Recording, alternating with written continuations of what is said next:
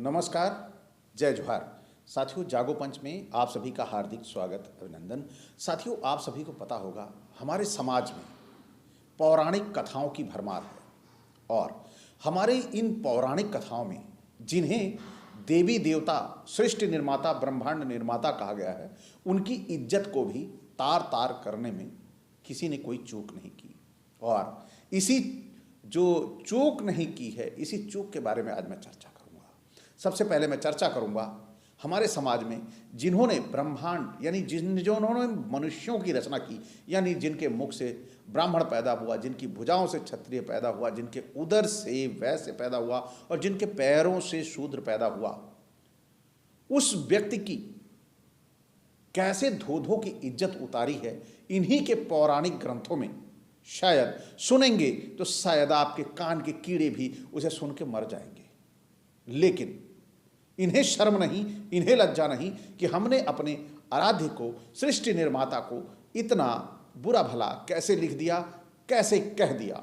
और यही बातें जब मैं कह के सामने लाता हूं कि आपने ऐसा सृष्टि निर्माता को क्यों कह दिया, क्यों बोल दिया, तो इनकी भावनाएं चूर मूर हो जाती हैं, छुई हुई हो जाती हैं और ये दौड़ते दौड़ते भागते भागते कहां पहुंच जाते हैं? संविधान की शरण में। लेकिन साथियों, सच्चाई क्या है, हकीकत क्या है? क्या किसी को अपना आराध्य भी कहें और उसकी इज्जत भी उतार लें? क्या यही हमारा धर्म कहता है? क्या यही हमारी संस्कृति कहती है कि जिसे हम अपना आराध्य कहें उसकी हम इज्जत तार तार कर दें? तो साथियों, कौन है किसकी इज्जत तार तार हुई है, आज मैं आपको बताऊंगा। हमारे समाज में आप सभी को पता है कि ब्रह्मा की पूजा नहीं होती है, यह आप सभी को पता है। क्यों नहीं होती है, इसके पीछे का कारण हमारे जो कथावाचक हैं वो तरह तरह से बताते हैं। कोई बताते हैं कि सरस्वती जो उनकी पुत्री थी, उनके साथ उनको गलत नज़र से देख लिया था, इसलिए उनकी पूजा नहीं होती, उन्हें श्राप मिल गया था। इसी तरह की बहुत सारी कहानियाँ, किंवदंतियाँ प्रचलित हैं। लेकिन आज मैं बात करता हूँ, ये पुस्तक है जो लेखक ने संकलन किया हुआ है कई पुस्तकों से। पुस्तक का नाम है शूद्रों का प्राचीनतम इतिहास। एस.के. पंजम जी। एस.के. पंजम जी दलित इतिहासकार एवं दार्शनिक है। दिव्यांश पब्लिकेशन की ये पुस्तक है। इन्होंने ब्रह्मा जी के बारे में कुछ संकलन एकत्र किया है, वह मैं आप तक पहुंचा रहा हूं। साथियों, गौर से सुनिएगा, ध्यान दीजिएगा थोड़ा, क्योंकि जिसे हमारे समाज ने आराध्य कहा, जिसे हमारे समाज ने मानवों की उत्पत्ति का केंद्र माना, उसी उत्पत्ति की कैसे धज्जियां उड़ाई गई हैं, ये आप अभी वीडियो के अंत तक सुनेंगे। और आपकी जो आस्था और विश्वास के जो बड़े बड़े कीड़े हैं, शायद है उन आस्था और विश्वास के कीड़ों को कुछ न कुछ तो उनकी सेहत पर फर्क जरूर पड़ेगा। आइए चलते हैं। ब्रह्म वैवर्त पुराण में लिखा है कि उत्तम पुरुष वह है जो बिना कहे ही नारी की इच्छा जान उसे खींचकर संभोग कर ले। मध्यम पुरुष वह है जो नारी के कहने पर संभोग करे, वह पुरुष नहीं नपुंसक है। यह प्रसंग क्यों आया? एक बार मोहिनी ने यौवन मद से मस्त होकर ब्रह्मा से संभोग की याचना की। यानी मोहिनी कह रही है, हे ब्रह्मा, मेरे साथ हम बिस्तर होइए। यानी एक याचक की तरह ब्रह्मा के दरवाजे पे पहुंच गई। और यहां पे देखिए, हमारे ब्रह्मा, ये लेखक जिसने ये लिखा होगा ब्रह्म वैवर्त पुराण, यह कितनी ही निर्लज्जता की बात है कि ब्रह्मा भी कहा, सृष्टि निर्माता भी कहा, और इस सृष्टि निर्माता पर इतना बड़ा लांछन लगाया। क्या ऐसा हो सकता है किसी का ये अपना धर्म हो और अपने धर्म के बारे में इतनी नीच नीच गंदी गंदी बातें लिख ले? ये कौन लोग हैं? ये सोचना समझना हमें चाहिए, क्योंकि जो अपने धर्म के लिए ऐसा लिख सकता है वह आपके लिए क्या क्या लिखेगा, इसकी कल्पना मात्र ही आपको आपके शरीर में सिहरन दौड़ा देगी। फिर देखिए आगे, वृद्ध ब्रह्मा, यानी ब्रह्मा वृद्ध थे, लाचार थे। इन्होंने क्या कहा? वृद्ध ब्रह्मा अपनी असमर्थता प्रकट करते हुए बोले कि मैं असमर्थ हूं। किसी युवा पुरुष को पकड़ो, बार बार उकसाने पर भी ब्रह्मा तैयार नहीं हो सके तो मोहिनी ने धिक्कार कर कहा। क्या कहा? श्लोक है, आपको डिस्प्ले होगा। अर्थात हे ब्रह्मा, अपनी कन्या के साथ तो विचार ही नहीं रहा और हमारे वेश्या के सामने धर्मात्मा बन रहे हो। जाइए, आप सम्मान के योग्य नहीं।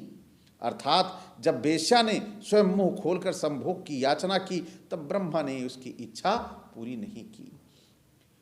यह उस नारी का अपमान हुआ ब्रह्मा के द्वारा, क्योंकि ब्रह्म वैवर्त में आगे लिखा है कि कोई स्त्री एकांत में स्वयं उपस्थित हो जाए, उसे कभी नहीं छोड़ना चाहिए। जो कामार्थ स्त्री का अपमान करता है वह अपराधी है। यानी जो एकांत में मिल गई है।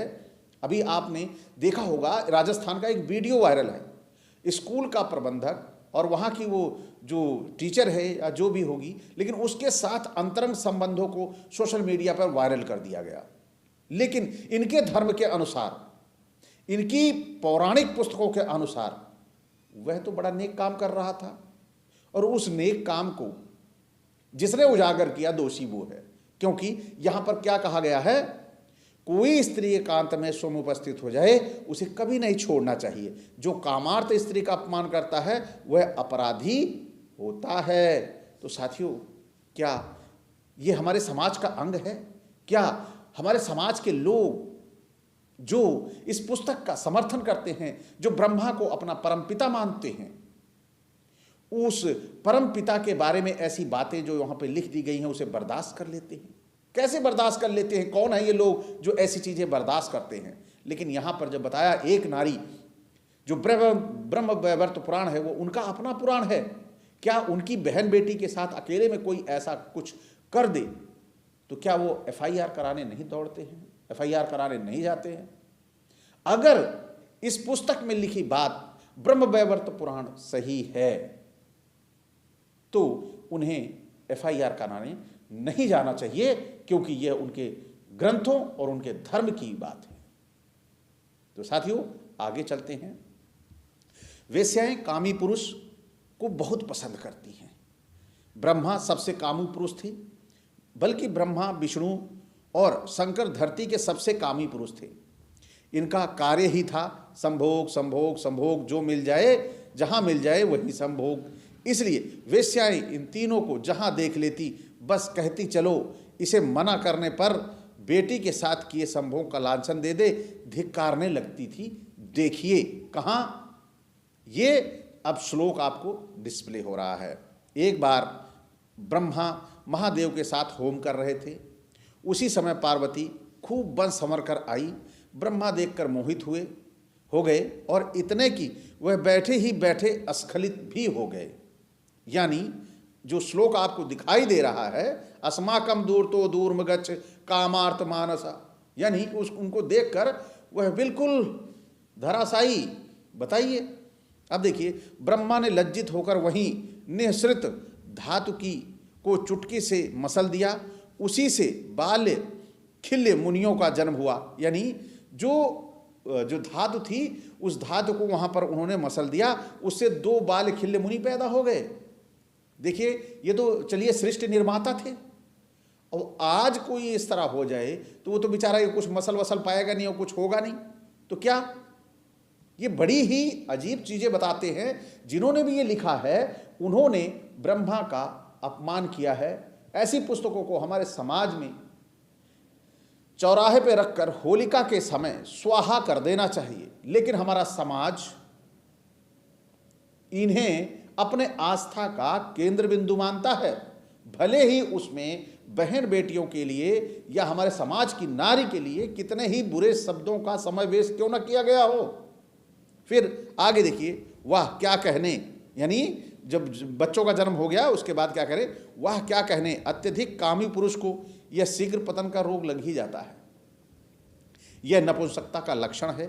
पर पूर्व के संभोगों से स्त्रियों की नज़र में ब्रह्मा अभी जवान थे, किंतु लिखने में शर्म आती है कि वेद पुराण स्मृति आदि हिंदू धर्म के समस्त ग्रंथों में ऐसे ही हजारों नहीं लाखों प्रसंग हैं जहां खुला व्यभिचार है।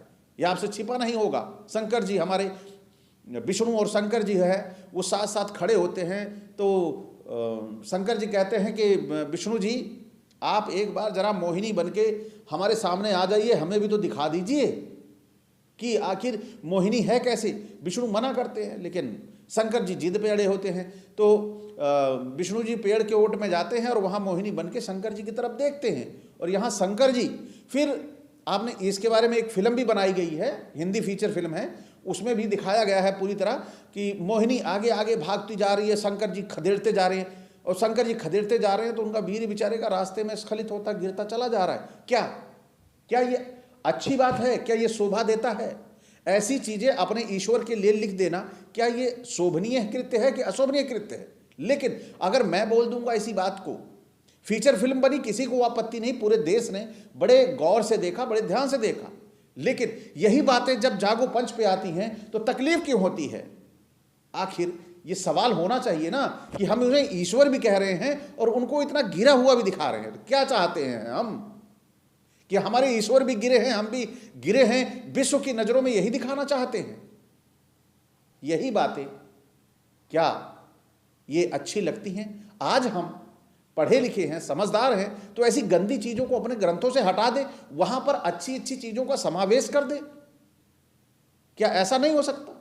ऐसा हो सकता है, लेकिन हम अपने आप को दुनिया की नजर में इज्जतदार नहीं दिखाना चाहते।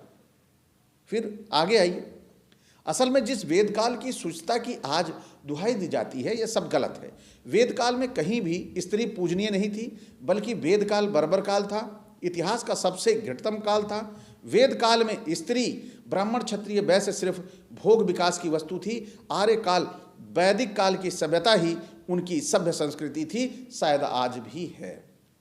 हरिमोहन झा कहते हैं कि यह सब ब्राह्मणों की खुरपेच है, यानी झा भी ब्राह्मण जी हैं, लेकिन उन्होंने क्या कहा? यह सब ब्राह्मणों की खुरपेच है और सब जो धर्मशास्त्र हैं मूर्खों के लिए हैं, खुराफातियों के लिए हैं।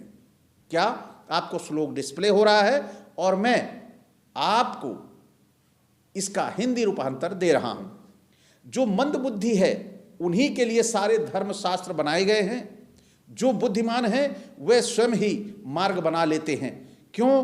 क्योंकि पंडिताश्च प्रजा सर्वे भयभीता पराभवे, अर्थात प्रजा पीड़ित रहे, सभी भयभीत रहे, तभी तो पंडा को खीर पूड़ी नसीब होगी। यही तो है पंडा का फंडा। साथियों, आप सभी समझ चुके होंगे कि आखिर ब्रह्मा जी को या ऐसे पौराणिक ग्रंथों में ऐसी ऐसी सारी चीजें क्यों मिलती हैं। आप सभी को ये बखूबी अब मालूम चल गया होगा। तो साथियों, आज आपको पता चला कि हम जिसे ईश्वर कहते हैं, हम जिसे भगवान कहते हैं, सृष्टि का निर्माता कहते हैं, हम इतने,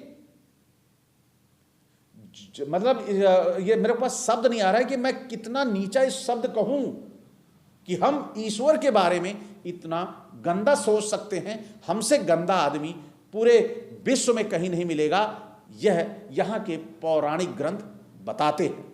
तो साथियों, आपको ये पता चल गया हरिमोहन झा की उस लिखी लाइन से कि यही तो पंडा का फंडा है। तो साथियों, पंडा का इस फंडा पे आज का वीडियो समाप्त होता है और आप सभी को आज ये जो नई जानकारी मिली आपको कैसी लगी? अच्छी लगी हो तो लाइक करें, साथ ही चैनल को सब्सक्राइब करना ना भूलें और बेल आइकन की घंटी दबा लें, जिससे हमारा वीडियो आपके पास पहुंच जाए। इसी के साथ मैं आपसे विदा चाहूँगा। नमस्कार, जय जोहार।